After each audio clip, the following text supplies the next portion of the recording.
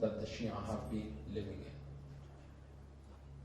And there is no personality in the history of mankind that prevented the spread of that cancer into a gathering such as this, other than the dhikr of Abu Abdullah Hussein alayhi afdal salatu wassalam. Sallu ala Muhammadin wa alihi.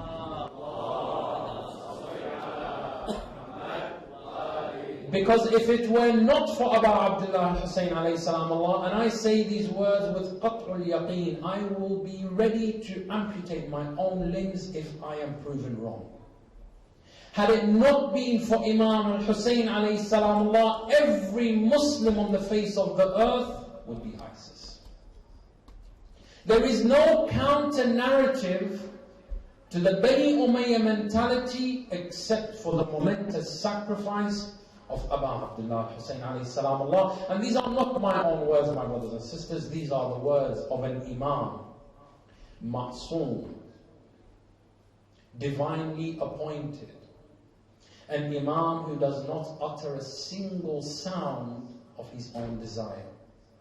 An Imam who is sworn by God to speak nothing but the truth. An Imam who we as Shia are proud to associate our identity with his name. Thus we called ourselves Ja'fariyya. Imam Ja'far as-Sadiq alayhi afdal salatu wassalam.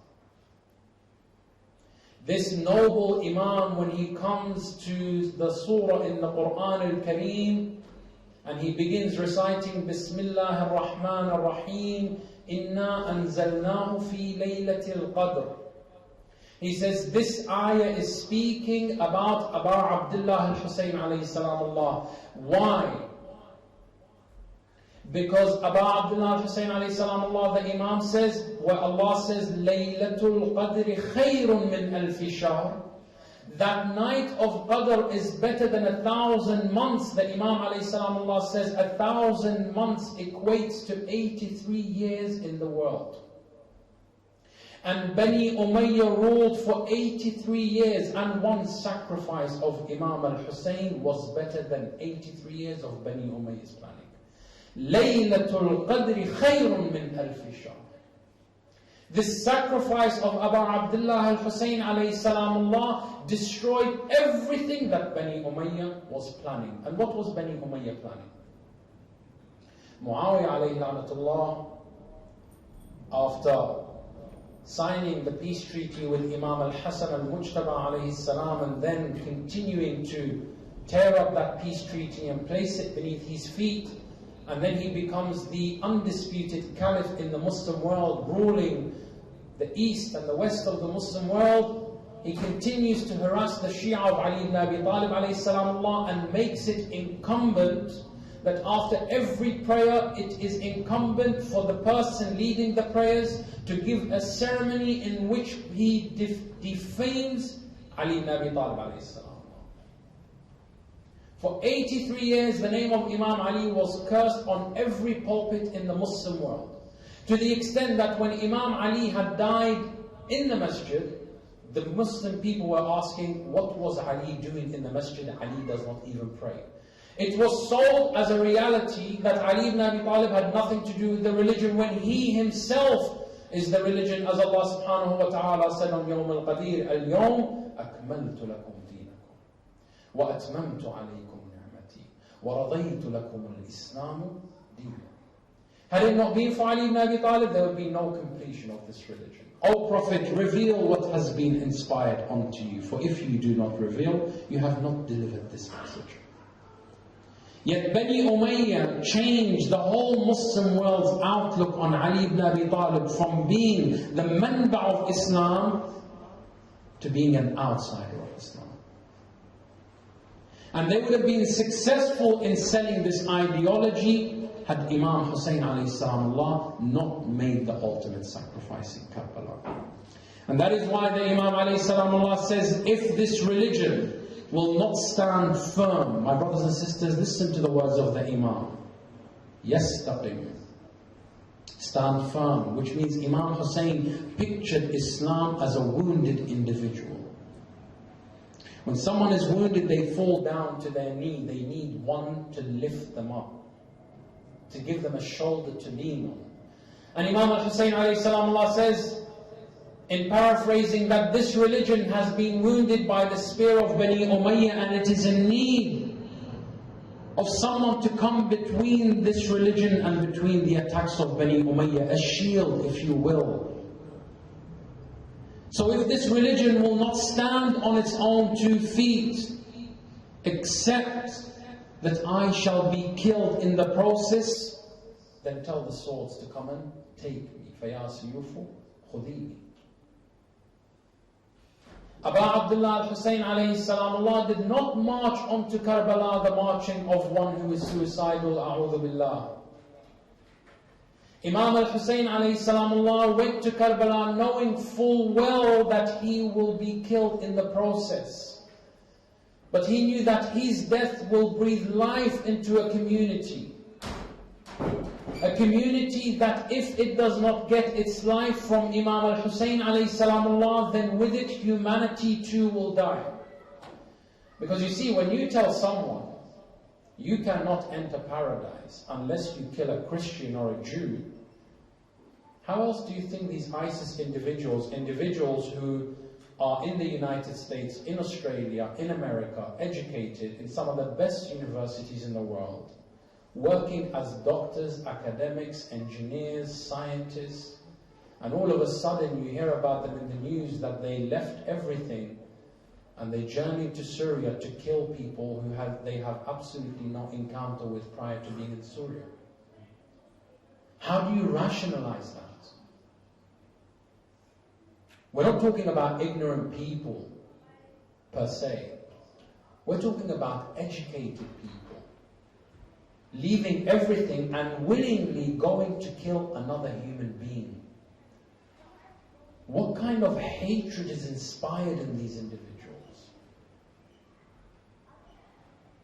I'm wondering to myself, what are they being told of their pulpits, of the Bani Umayyah pulpits? When they go to Salat al-Jum'ah and they sit there, what kind of brainwashing takes place? And I realized the reason being is that the name of the Ahlul Bayt is not mentioned in their pulpits. Because we have academics, and we are also Muslims, and we have engineers, and when it comes to fighting, believe me, we have a spirit much stronger than theirs. But we have compassionate hearts, hearts that have been softened by the numerous recitations and the remembrance of the Ahlul Bayt alayhi salam. Hearts in which, when an individual was reading the ayah of the Quran in front of Imam Ja'far Sadiq, when he said Bismillah ar-Rahman ar-Rahim, most certainly with the remembrance of Allah, the hearts of the human becomes humble. So the Imam asked Abu Hanifa al-Nu'man, he said, "Oh Abu Hanifa, you fancy yourself to be a scholar of the Quran. Can you educate the people on what is the dhikr of Allah that softens the hearts?" He said, "It is salah." He said, "No, the killers of Hussein prayed." "It is siyam." "No, they also fasted." "It is the recital of the Quran." "No, they recited the Quran." In fact, Umar ibn Sa'd la'natullah alayhi was the #1 scholar in Kufa when it came to tafsir al-Quran. So tell us, O Abu Hanifa, what is the dhikr of Allah that brings itmi'nan, humbleness to the hearts, certainty to the hearts? He said, "I do not know." The Imam alayhi salam pointed to himself, he said, "Nahnu ahlul bayt, dhikrullah alladhi tatma'inna bihi al-qulub." We, the Ahlul Bayt, are that remembrance of Allah. When people hear our stories, their hearts become certain.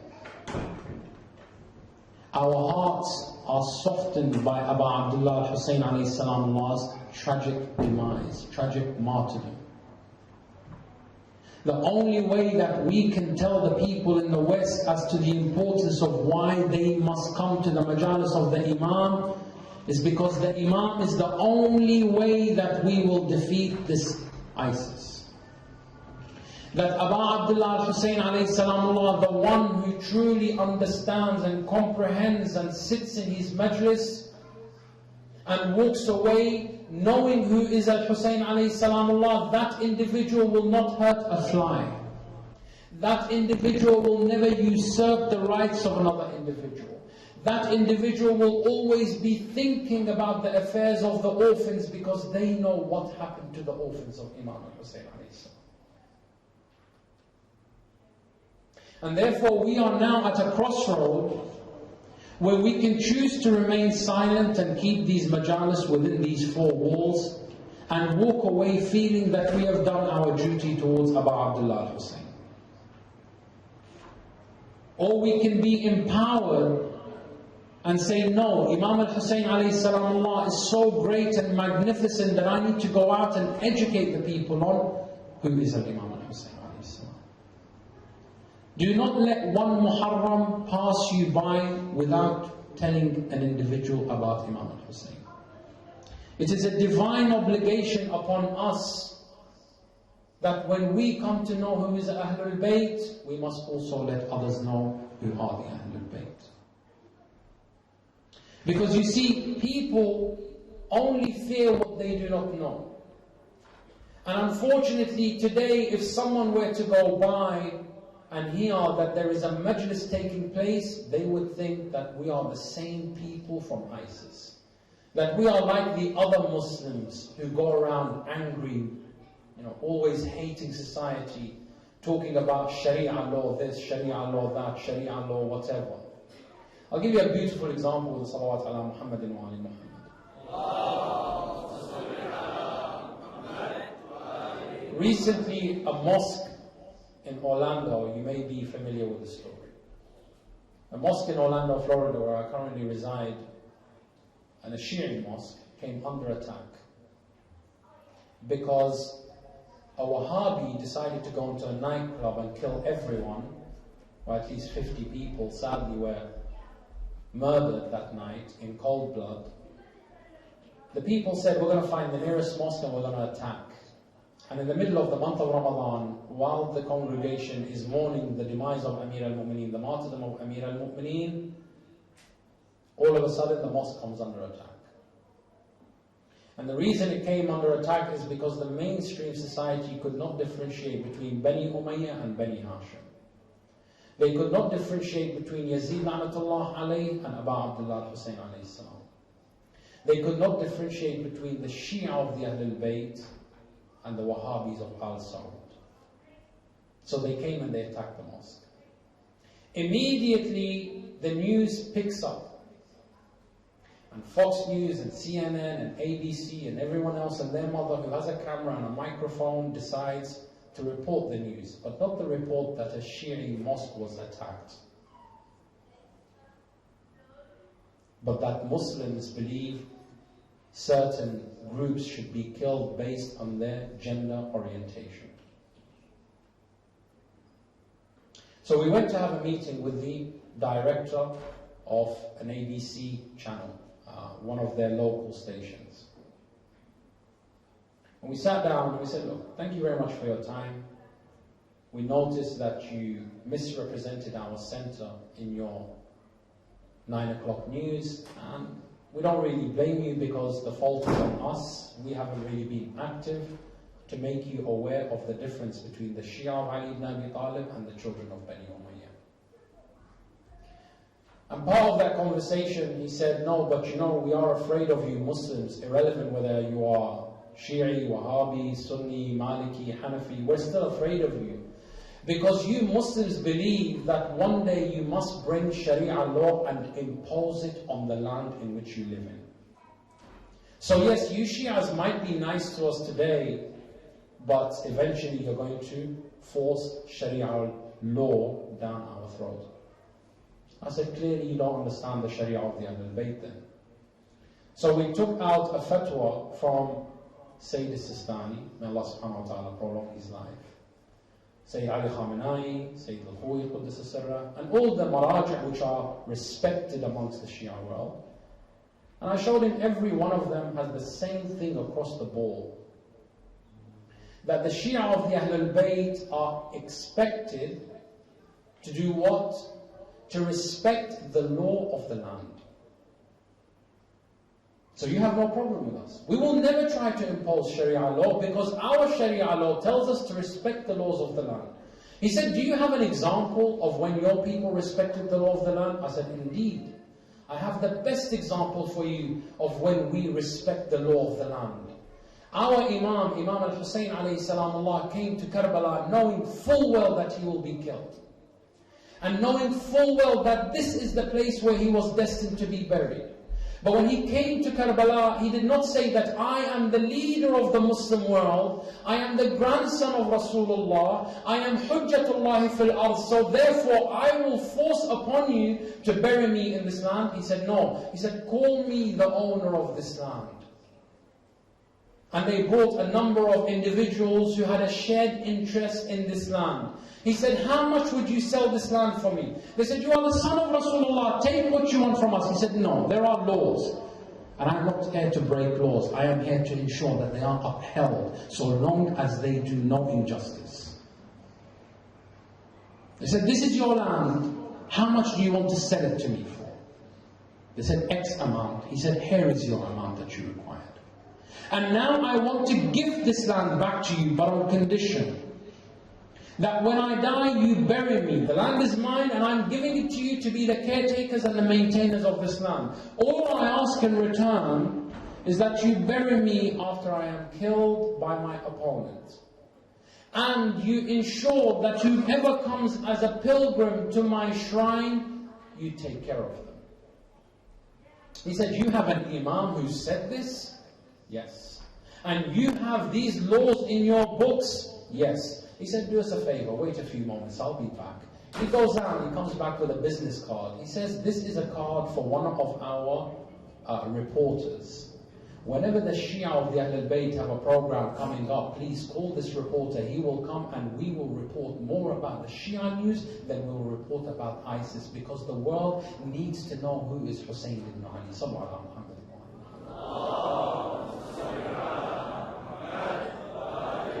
People can never dislike the Ahlul Bayt if we only take to them the stories of the Ahlul Bayt. It is a condition set by Imam Ja'far Sadiq alayhi salam himself. He said, tell the people about our merits, and they themselves would want to follow us. However, we as a community, and I speak in the collective because this is something that I've come to notice throughout the world, wherever I've traveled, as a Shia people, we lack in something. Our hearts are open, but our doors are closed. Allow me to explain what Salawat ala Muhammad wa Muhammad. Most of you here, especially the younger generation, will agree with me on this. And inshallah, we will cover these topics more in depth, so I don't want you to walk away thinking, oh yes, I got the okay from Sheikh. Although I don't really like to be called Sheikh because I don't fancy myself as one. But some people, they would love to put the blame on my shoulders and do wherever else under the sun. I don't give you the authorization, so to speak.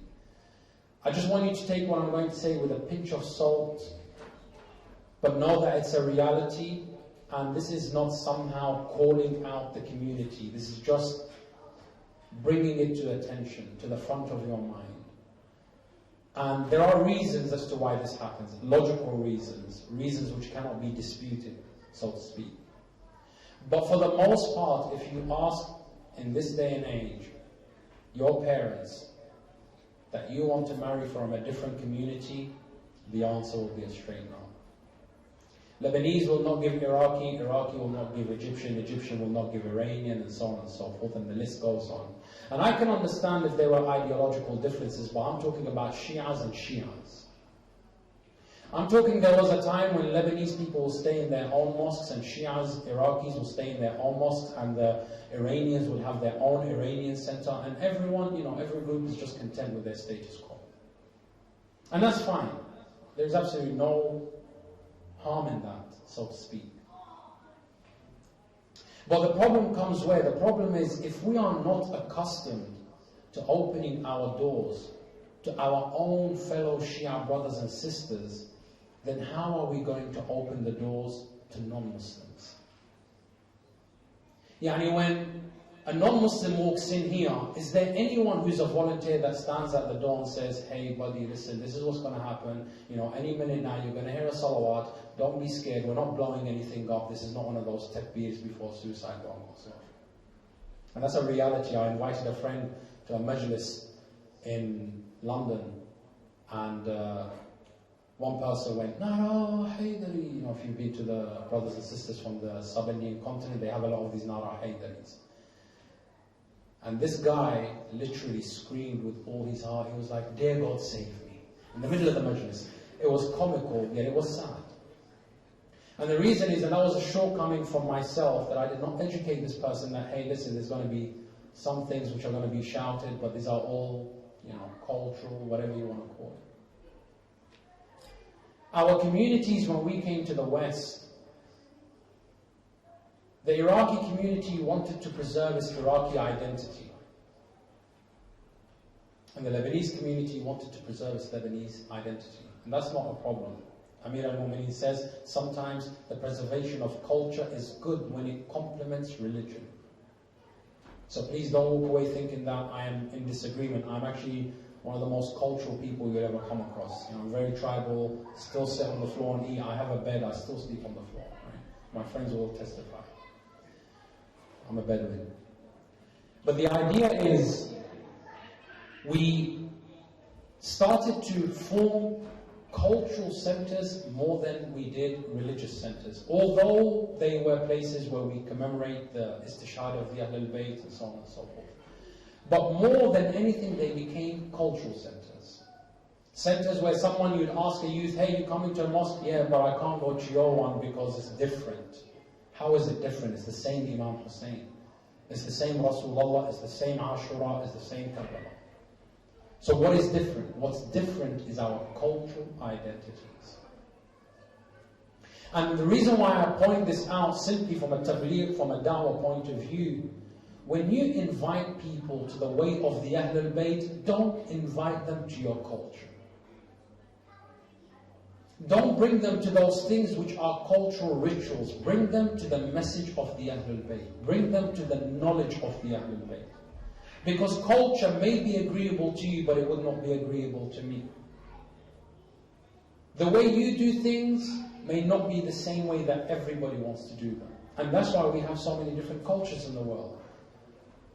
It's the same potato, but some people want to have mashed potatoes and some people want to have chips. But it's the same potato.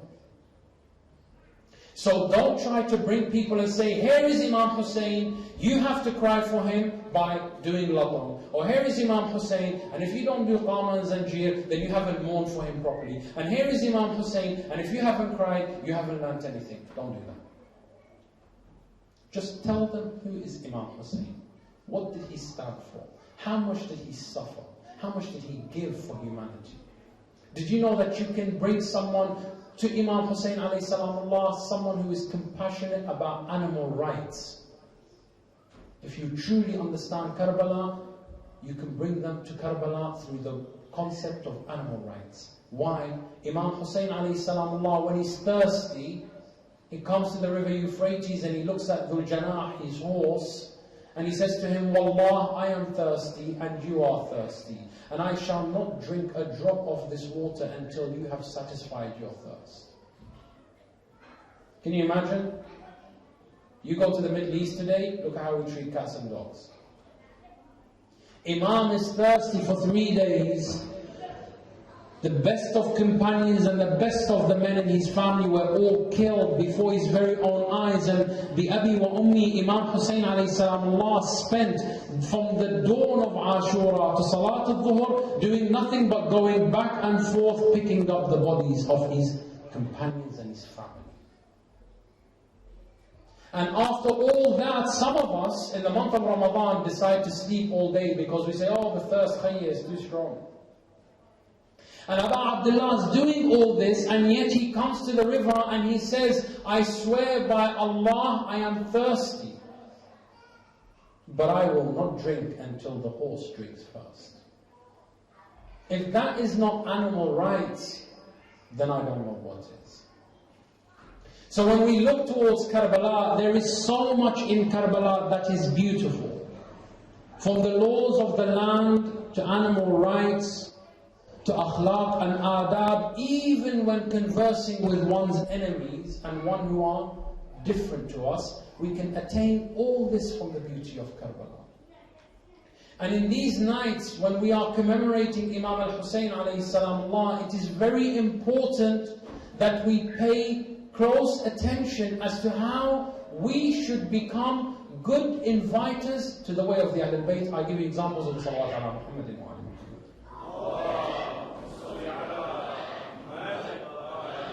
There are recommendations by the Ahlul Bayt that on the 1st of Muharram, right through to Safar,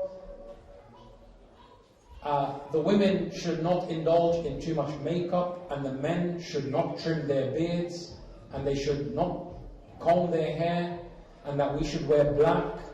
And some people say, Habibi, yeah, that sounds good if I'm living, somewhere in Nasiriyah or Karbala or, in the Daya or somewhere in Lebanon, that's fine, But I'm in, where are we? Sydney. And everyone's dressed like a model. And I'm not going to go to work looking like a tramp because Imam Hussein said so. I think that's an outdated hadith. So therefore it doesn't apply to me in my life. And I want to just explain to you why it's applicable today. You see, if I live in a part of the world where it's normal to kind of, and I'm not saying this that Arab are somehow like backwards, but sometimes we work harder than others. So you don't really have that time to go out and get your Dermalogica and L'Oreal and what have you not. So our skin tends to be a bit more tough because we work in the sun. Our hair sometimes is all over the place. And it's very easy to say, fine, I'm just going to mix in. But when you live in a society where you are groomed every single day of the week, and as a sister, your makeup is not put on in order that you kind of entice people. It's just you want to look presentable because the society that we live in expects you to look presentable. And that's absolutely fine. As a matter of fact, even our marja'iyas have changed certain laws when it comes to makeup, saying as long as you are doing it to look presentable and it's not overkill, it's fine. But what I'm saying here is that everyone is used to seeing Muhammad and Fatima and Mustafa and Zainab and everybody else, they look good. Every time we see them, they look good. Sharp fade, beard is trimmed. Fine. All of a sudden, I don't know what Muharram is because I don't go by the lunar calendar. And then I see Fatima come to work without makeup and I'm looking at Muhammad and his beard is all over the place and he's wearing black. Does anybody know what's the first question that's going to come to my mind? Hey, are you okay? Someone died? What's the matter with you? You're not taking care of yourself. You see, if I came up to you in the middle of the street like a Jehovah's Witness and I said, hey, here is Imam Hussein, this is what happened to him, you're going to be like, thank you mate, but no thank you, I'm busy. Not really got time to think about it. But if someone sees you and comes and asks you what's wrong, that's what we call in the sales world a warm sale. That means they are already interested. They asked you, they care about you, they want to know what's the matter with you. And then all of a sudden you tell them, I am mourning the death of Imam al-Hussein. Who is this Imam al-Hussein? He's a personality that died in the 61st year in Hijrah. That's 1,326 years I'd give. Hold on. So you're mourning a person who died 1,000 plus years ago? Can I check your temperature? Are you feeling alright? You see, now you can sell Imam al-Hussein alayhi salamullah to these people. You can sell that ideology. That I am impacted by this person despite never having seen him. Because Hussein for me is not a person. Hussein for me is a personality. Hussein for me is not an individual, but he is a multiplicity of values. Hussein for me is not a character, he is a character of conduct. Hussein for me is not a way of life, he is my life. And when you read Ziyarat Ashura, this philosophy is explained in such a beautiful way if you just contemplate on the wordings. Ziyarat Ashura, we begin by giving our salutations to the Ahlul Bayt, Rasulullah, right through Abu Abdullah Hussein alayhi salamullah. And then we come to a point where we say, I thank Allah who has honored you, O Abu Abdullah, and honored me through knowing you. So knowing Imam Hussein itself is an honor. Akramani bima'rifatik. It is Allah's generosity upon me that I am dignified through knowing who is Imam al-Hussein alayhi salam. Once we say that first portion, then we say, and I ask Allah to grant me, to complete His favor upon me, to grant me the opportunity to avenge you, O Abu Abdullah Hussein. Talabi ta'rik, your revenge. And then it continues to talk about disassociating from the enemies of the Ahlul Bayt and associating myself with the friends and companions and the lovers and the muwahibbeen of the Ahlul Bayt. And then again comes this idea, so I thank Allah who honored you, O Abu Abdullah, and honored me through you, that He gives me the opportunity to do what? To take my revenge. Talab al-Tha'ri. We went from Talab al-Tha'rik to Talab al-Tha'ri. Your revenge to my revenge. What happens here is that you are not born a Shia. You become a Shia through Ma'rifah of the Ahlul Bayt. You recognize Imam al-Hussein and you recognize that he is a person who has a revenge that wants to be taken. But when you learn more about Imam Hussein alayhi salamullah, he becomes your life, he becomes your lifestyle, he becomes your code of conduct, he becomes your characteristics, he becomes your akhlaq, he becomes your adab, then you yourself become a Hussein in your community. So it's no longer a difference between Imam al-Hussein and me. The thar of Imam al-Hussein is my thar. وأسأل الله أن يرزقني طلب الثأر مع إمام ظاهر ناطق بالحق. Read Ziyarat Ashura and pay close attention to the wordings. When we are able to do this, it doesn't matter to me anymore if I have makeup on or if I have a beard that's well kempt, because Hussein is me and I am Hussein. And this is the beauty of what Rasulullah meant when he said, Husaynun minni wa ana min Husayn. You do not just simply mourn Imam Hussein, you become a part of his message and he becomes a part of your life. And when you can do this, then people will say, you know what? Hey, Haydar, Karar, Zahra, Zainab, let me tell you something. I've noticed something here. You're different to the other Muslims that I know. Oh really? How's that? I don't know. You're so angry all the time. You're not trying to convert me all the time. You're not trying to tell me I'm going to hell all the time. And that's when you tell them, because I have something they don't have. My name was not given to me just like that. My name was given my parents, or by my parents, in order that I may live up to the person who owns this name. There is a lady called Fatima Zahra who used to pray for 7 neighbors before she prayed for her own kids. When my mother called me Zahra, she wanted me to care for society before I cared for myself. When my father called me Ali, because there was a person by the name of Ali ibn Abi Talib alayhi salam, that his back was bruised because he would carry sacks of rice and grain to deliver it in the middle of the night to the orphan, the poor, the widow, the destitute, and everybody else. And my father looked at me and said, if this is my son, I want him to grow up in a way that he too will suffer the burdens of serving society. When my father called me Hussein, it's because there was a person who stood on the plains of Karbala outnumbered by 35,000, while his company was only made of 72 young men and elderly men. And yet he was not hesitant to sacrifice for the betterment of humanity. To stand for a cause even when you are alone, as long as there is a benefit for mankind and their salvation. So that is the reason why my name is different. My name is not different because my parents thought it's a unique name. No. Go to Iraq, just shout out Ali, 3,000 people will turn around and say, yes, did you call me? Our name is not unique. You go to Lebanon and you say Fatima, and every old woman and every young girl will get up and you say Shukhayi. It's not unique names, but they are unique personalities.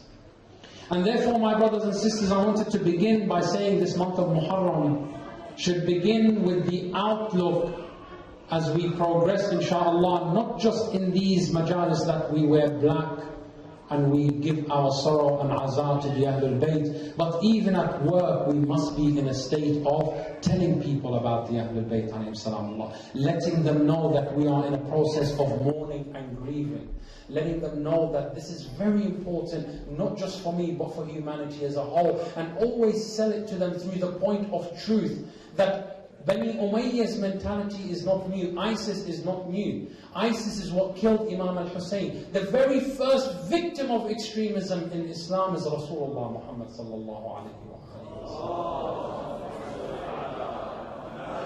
sallam. Because the first person to be killed by extremism was the Prophet's own child, Fatima Zahra alayhi salam. Let us dim out the lights and turn our hearts and minds and souls in the memory of the first victim in Islam, the first victim of extremism, the first victim when we saw a world without Wilayat Ali. No peace can come from this religion. The moment this religion becomes devoid of Wilayat Ahlul Bayt, it becomes a religion of extremism, a religion of barbarians, a religion of people who know the name of God but do not know the fear of God. Tell me, why is it that the grave of Fatima amongst all the graves of the Prophet's companions and wives and grandchildren, why is it that to this day nobody knows where her grave is? Karbala did not begin on Yawm Ashura. Karbala began in Saqifa. A group of companions came to Imam Ja'far as-Sadiq and said, "O our Imam, tell us, on which day was Imam al-Hussein killed?" He said, "Imam al-Hussein was killed on Monday." They said, "But Imam, all the narrations that we have say that he was killed on a Friday." He said, "Yes, Imam Hussein was killed on the plains of Karbala on a Friday. But he was killed in the plotting of Saqifa on Monday." It was a strategy of those who did not desire Islam to be Islam. Rather, they wanted Islam to be the religion of Ayyam al-Jahiliyyah, the days of ignorance. And they knew that the only way they could do this is by ridding the world from the memory of the Ahlul Bayt. And we say to those people who are trying even today, ISIS and all those who are behind ISIS, we will echo to them the words of Sayyidah Zainab, "O Yazid, plot as you desire, and strive and explore every avenue that is available to you, but by Allah, you will not eradicate our remembrance, nor will you be able to remove the shame of your deeds."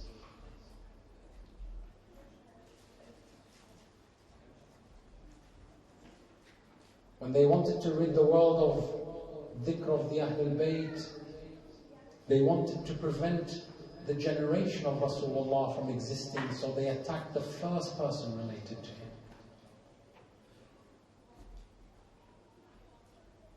They came to her house, the Abi wa Ummi, and I do not say her home, because Fatima once had a home. And after Rasulullah passed away, when she would weep from the oppression they forced her out of her home, and made Ali ibn Abi Talib build her a home on the outskirts of Medina known as Dar al-Huzn, so that she can weep without people harassing her. Can you imagine how quick Islam became violent? The city of Rasulullah does not even allow her to weep for her father. So she goes into the house of sorrows. And even there they would not leave her alone.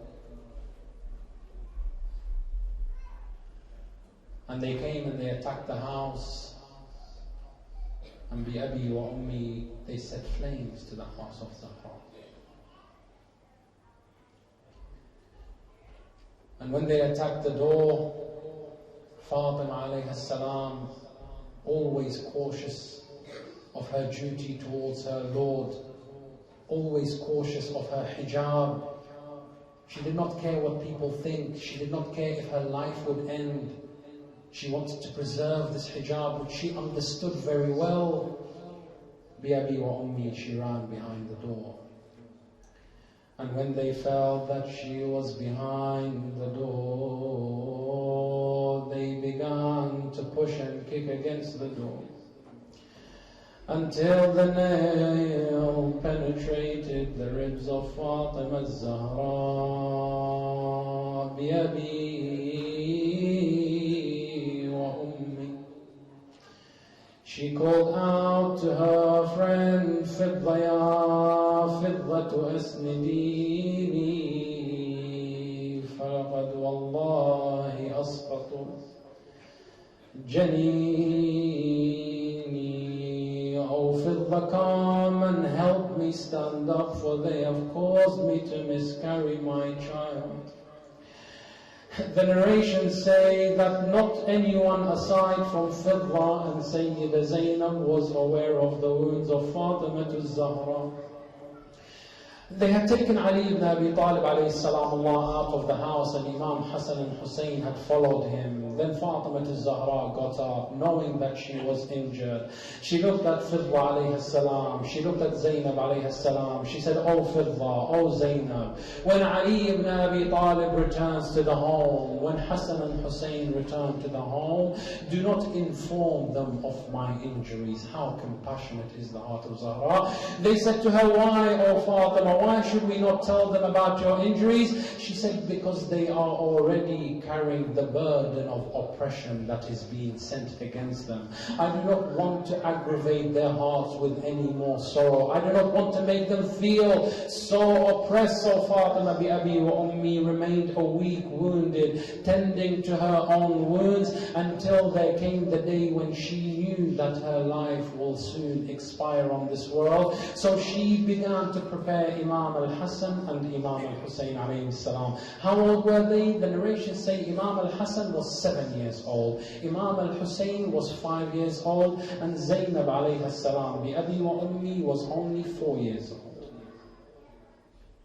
Fatima al-Zahra used to go to the grave of Rasulullah every day with Imam al-Hassan and al-Hussein.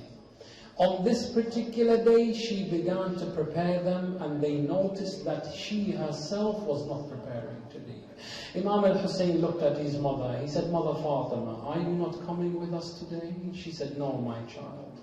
Go, and insha'Allah, if I am capable, I shall follow you. I have some things to tend to." They went towards the grave of Rasulullah. The narrations say that the people of Medina heard Imam al-Hassan and Imam al-Hussein conversing. Imam al-Hussein, every narration we have says that there is no difference between Hassan and Hussein to Fatima al-Zahra, but there is always one child closer to the mother and one closer to the father. Imam Hussein was very attached to Fatima al-Zahra alayhi salam. So Imam Hussein is asking Imam Hassan, "Brother, tell me, why do you think our mother Fatima did not come with us?" He said, "Maybe she was tired from the housework, I don't know, but let us go to Rasulullah, and rushed back towards her. While they were gone, the narrations tell us that Fatima Zahra alayhi salam began to give her wasiyya bi abi wa ummi. What was her wasiyya? There were two people who she gave the wasiyya to, Asma binti Umays and Zainab alayhi salam. As towards Asma, she said, Asma, Hassan and Hussein will be returning soon. And I fear that when they return, I would have left this world. Asma, do not let them enter my room and see me in my state unless their father Ali ibn Abi Talib is with them.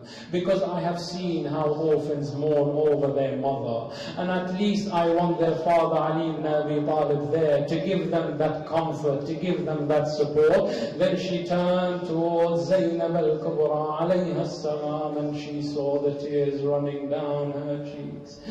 She said to her, Ya Zainab, why do you weep? She tells her mother, I see you're about to enter the eternal sleep. She says to her, Zainab, do not mourn for me. She says, Mother, how can I not mourn you when I know of your broken ribs? And I know about the miscarriage of your child. Zainab alayhi salam, for the first time she is hearing this from Fatima Zahra. She tells her, Ya Zainab, if you cry for my ribs, then weep and save your tears for Ashura, when the ribs of Hussein will be shattered. And if you mourn for the nail that killed your brother Muhsin, Ya Zainab, 3 spears will kill your nephew Abdullah Radhi. There is another day to come. La yawmuka yawmuka ya Aba Abdullah. All of a sudden there is a knock at the door. Fatima Zahra had left the world. Asma bint Umays opened the door. Imam al-Hussein rushed into the house. He said, where is my mother Fatima Zahra? She said to him, Oh Aba Abdullah, let me prepare you something to eat, something just simple, and then your mother, inshallah, you will see her afterwards. Imam al-Hussein said, Asma, when have you ever known that Hussein eats without Fatima Zahra? Let me go in and see my mother, O Asma. She said to him, Oh Aba Abdullah, I fear that if you go into the room, you will disturb Fatima. He said, Asma, do you not know that Fatima never knows how to rest until Hussein is with her? We are inseparable, O Asma. You are worrying my heart with these attempts to stop me from seeing my mother Fatima. The narration says that they rushed in Al-Imam al-Hassan and Al-Imam al-Hussein. They saw their mother Fatima laying down on her bed. Imam al-Hassan sat next to her head, Aba Abdullah by her feet. Assalamu alayki ya Ummah ya Fatima. But there was no response from Sayyidat Nisa al-Alameen.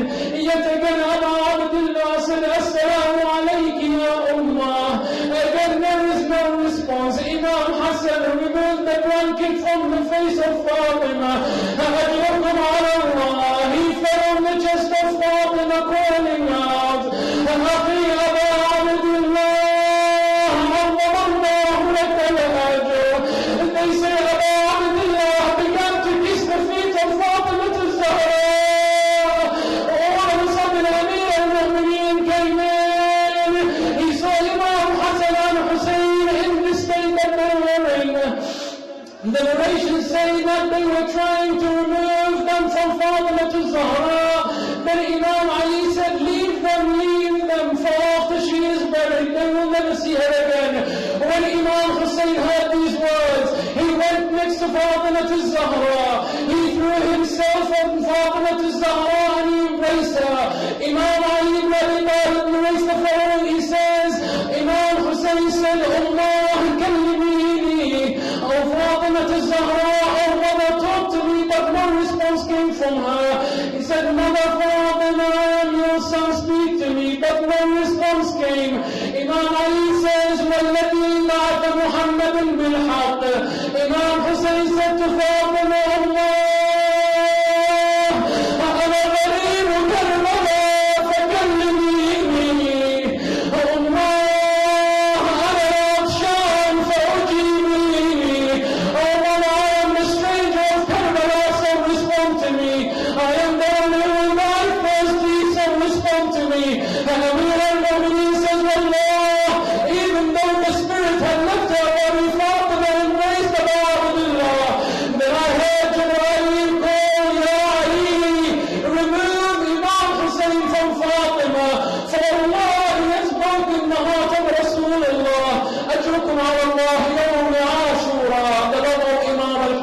Fatima never withered, never died.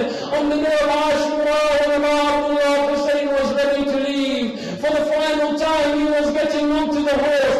As he left, he heard the cry of Zainab alayhi salam, Mahlan, Mahlan, ibn Zahra. He said to her, Zainab, Wallahi innaki qatta'ti qalbi. Oh Zainab, you have cut my heart to pieces. You reminded me of my most beloved. Zainab, tell me, why did you mention the name of Zahra in this difficult time? She said, Abu Abdullah, get off your horse. I have something that I must tell you.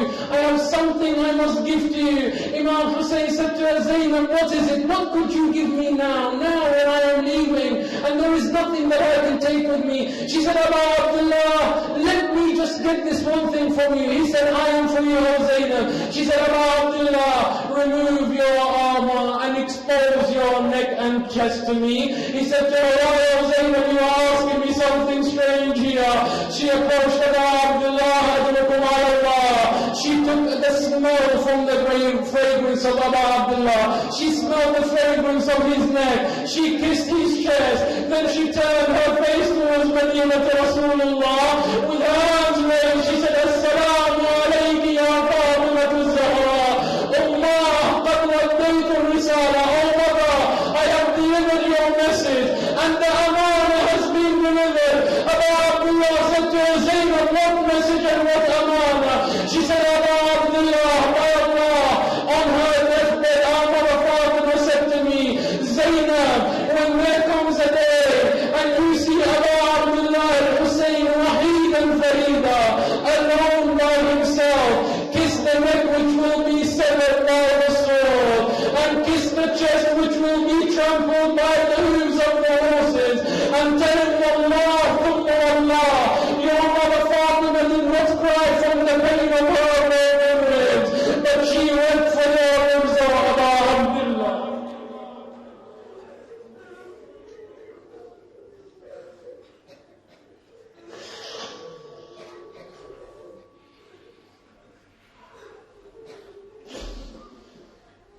لا حول ولا قوة إلا بالله العلي العظيم. إنا لله وإنا إليه راجعون. ألا لعنة الله على القوم الظالمين. وسيعلم الذين ظلموا آل محمد أي منقلب ينقلبون. إلهي وسيدي ومولاي، نقسم عليك بفاطمة وأبيها وبعلها وبنيها والسر المستودع فيها يا الله. اللهم اجعلنا ممن تناله منك صلوات ورحمة، واجعلني عندك وجيها بالحسين في الدنيا والآخرة. Ilahi, our scholars, protect them and preserve them. The Shia community, wherever they may be, especially those in Pakistan, in Quetta, in Iraq, in Lebanon, in Syria, where they are under constant harassment simply for their love of the Ahlul Bayt. Ilahi, protect them and preserve them, and through their mawaddah for the Ahlul Bayt, make them victorious over your enemies and the enemies of Rasulullah. Ilahi, we complain to you about the absence of our Imam.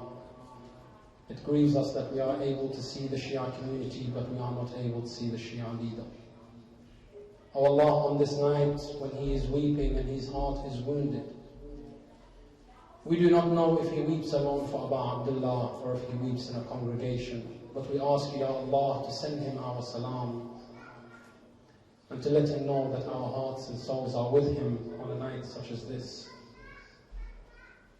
And that the only thing that can heal the hearts of the Shias after the tragedy of Karbala is the revenge of Karbala. فَعَجِّلْ لِوَلِيِّكَ الْفَرَجْ يَا أَرْحَمَ الرَّاحِمِينَ. Ilahi, our marhumeen, if there is any sins which you have not yet forgiven them for, we ask you by the shafa of Abu Abdullah Hussein alayhi salam, Allah, forgive them their sins. Our youth, protect them and preserve them. Ilahi, take away our lives before you take away the wilayah of Ali ibn Abi Talib alayhi salam, Allah, from our hearts. Ilahi al-haqq ya ameen. Innaka ala kulli shay'in qadir. Let us conclude with the salawat ala Muhammadin wa ali Muhammad before it, or rather Surah al-Mubarakat al-Fatiha for our marhumeen and your marhumeen, and the marhumeen of the mu'mineen and the mu'minat, but specifically the volunteers and those who have made this majlis possible. Before it, allow us to salawat ala Muhammadin wa ali Muhammad.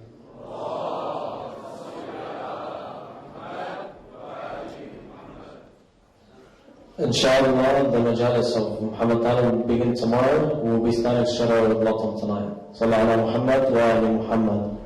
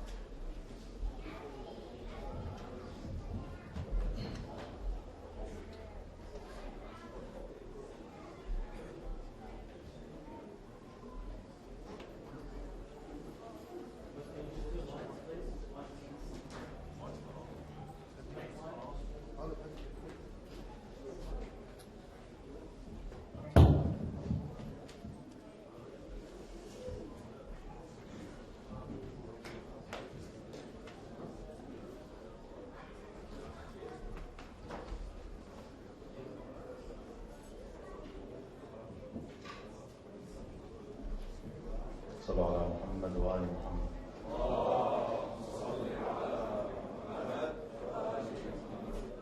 شبل أمير المؤمنين صح جيت أنصر الدين، شبل أمير المؤمنين صح جيت أنصر الدين، كربلاء يا كربلاء اليوم جيت أنصر الدين، كربلاء يا كربلاء اليوم جيت أنصر الدين، شبل أمير المؤمنين صح جيت أنصر الدين، شبل أمير المؤمنين صح جيت أنصر الدين، كربلاء يا كربلاء اليوم جيت أنصر الدين، صوتك كربلاء يا كربلاء اليوم جيت أنصر الدين، كربلاء يا كربلاء شب النبي الهادي أنا فاطم الزهراء أمي وأبي سيد الملا،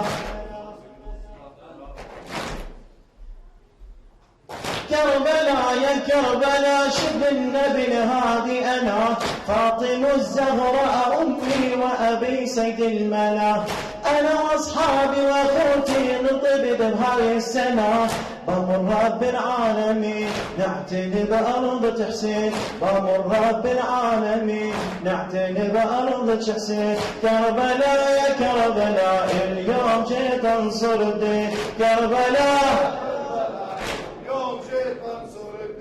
شبل أمير المؤمنين صح جيت أنصر الدين، شبل أمير المؤمنين صح جيت أنصر الدين، كربلاء اليوم جيت أنصر الدين، كربلاء اليوم جيت أنصر الدين، كربلاء يا كربلاء رق الحال وحدتي، يوم جيت نزلت عندك أنا وكل عيلتي، كربلاء يا كربلاء رق الحال وحدتي، يوم جيت نزلت عندك أنا وكل عيلتي، هل أرض تشوف عيني فقد قلبي وأخوتي، وأنا بن طه الأمين جدي سيد المرسلين، وأنا بن طه الأمين جدي سيد المرسلين، كربلاء اليوم جيت أنصر الدين، كربلاء اليوم جيت أنصر الدين، شبل أمير المؤمنين صح جيت أنصر الدين، شبل أمير المؤمنين صح جيت أنصر الدين، كربلاء يا كربلاء اليوم جيت أنصر الدين، كربلاء جيتك وقدم لجديري كم ولد، جبت لك نور عيني يشبه الطير سعد، كربلاء جيتك وقدم لجديري كم ولد، جبت لك نور عيني يشبه الطير سعد، جبت جاسم ثمر قلبي وجبت طفل من المهد، جبت جاسم ثمر قلبي وجبت طفل من المهد، جبت عباس الحنين شبل غوث المسلمين، جبت عباس الحنين شبل غوث المسلمين، كربلاء يا كربلاء اليوم جيت أنصر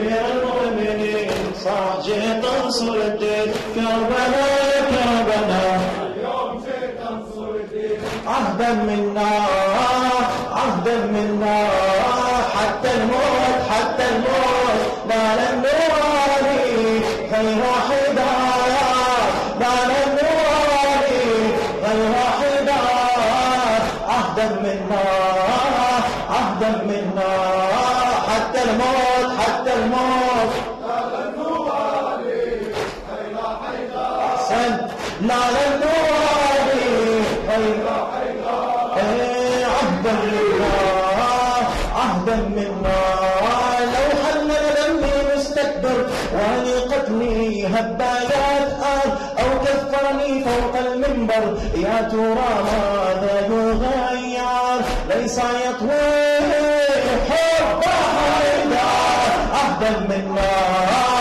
عهدا منا حتى الموت حتى الموت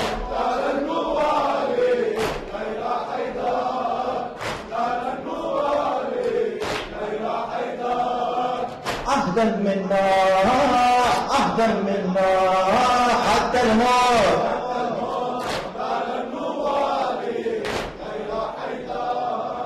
لا لن نوالي غير حيدر لو خيرني بين المال أو بجاه لا يقدر والحب سأختار الأنور وبه حتما سأظفر لو خيرني بين المال أو بجاه لا يقدر والحب سأختار الأنور وبه حتما سأظفر فأنا كل حيدر عهدا منا عهدا منا حتى الموت حتى الموت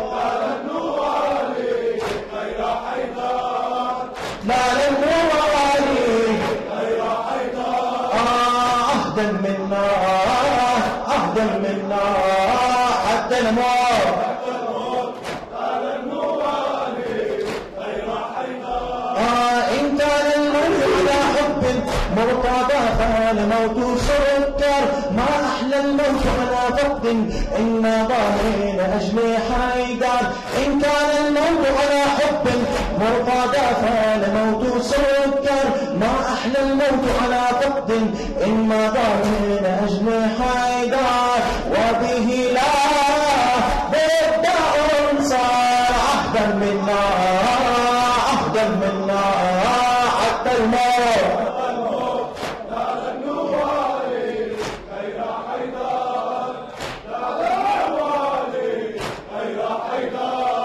حتى الموت حتى الموت لا لن نوالي غير حيدر لا لن نوالي أقول الله في هالحالة أقول الله في هالحالة يعين حسين ودلالة مصايب كربلاء باله يا ويلي وزينب قباله أقول الله في هالحالة يعين حسين ودلاله مصايب كربلاء باله يا ويلي وزينب قباله على المحسن ابكي لو ابكي على خيه على البابا عاتب لو على الاوجيه على المحسن ابكي لو ابكي على خيه على البابا عاتب لو على الاوجيه لو على الاوجيه سلام الله على الزهره وعلى الامام فصوره يا ليت العمر ساعدهم وشوفوني على الغبره وصايل يا حيدر تقدر تبقى جالس واذا تاني وقفت زينب بالمجالس وصايل يا حيدر تقدر تبقى جالس واذا تاني وقفت زينب بالمجالس زينب بالمجالس لعينك شعور وشهوره يا دمع عبده أمي منثورة جنبها عجل صدري يا يماته كمكسوة أمان المواجع والعصرة وألمها أمان المدامع والكسرة وهضمها أمان المواجع والعصرة وألمها أمان المدامع والكسرة وهضمها والكسرة وهضمها سلام الله على الزهرة وعلى اللي معانا قد صبرا يا ليت العمر ساعدهم وشوفوني إني على الغرة سلام الله على الزهرة وعلى اللي معانا قد صبرا يا ليت العمر ساعدهم وشوفوني إني على الغبرة والسعيد يا حيدر تقدر تبقى جالس وإذا تعالي وقفت زينب بالمجالس والسعيد يا حيدر تقدر تبقى جالس وإذا تعالي وقفت زينب بالمجالس زينب بالمجالس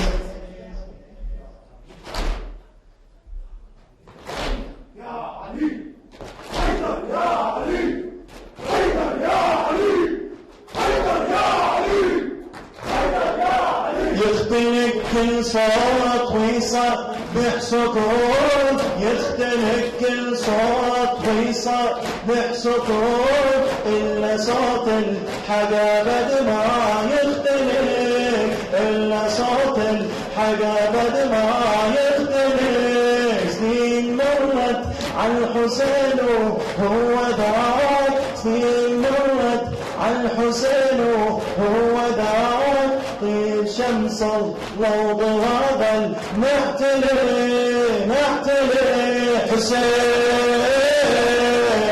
حسين حسين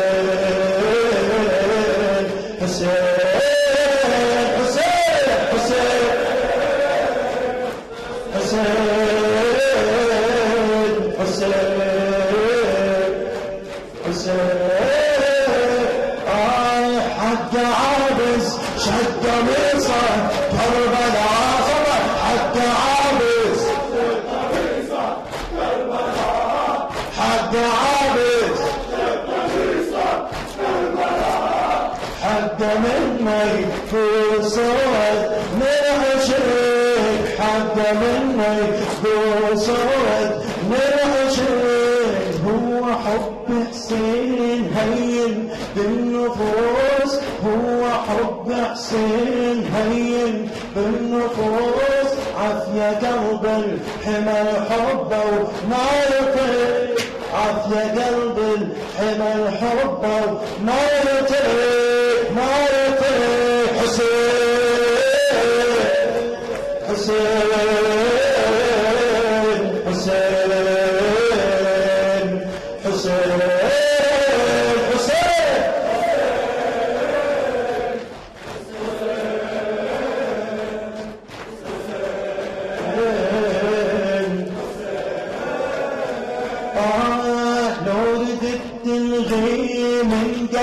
بالحسين لو ردت تلغي من قلب بالحسين هاد قلبي وحيل شنعه من العريق هاد قلبي حيل شنعه من العريق حق عابس سد قميصه كربلاء حق عابس سد قميصه كربلاء حق عابس والعبس حق عابس حق مني هو صورة من عشرين هو حب حسين هين بالنفوس هو حب حسين هين بالنفوس عافية قلب الحمى الحب وما يفرق نور التلغي من قلب بالحسين لو ردت الغي من قلب بالحسين هاد قلبي حيل شنعه من عينك هاد قلبي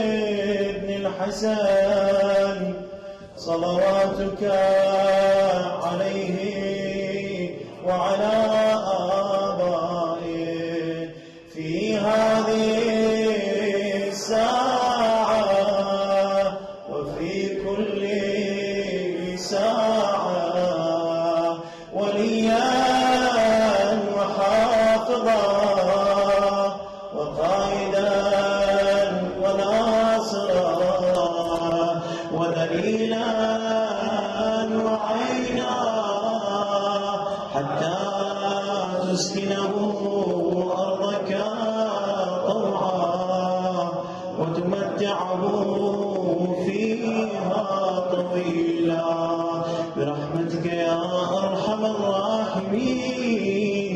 وصل اللهم على سيدنا محمد وعلى آله الطيبين الطاهرين.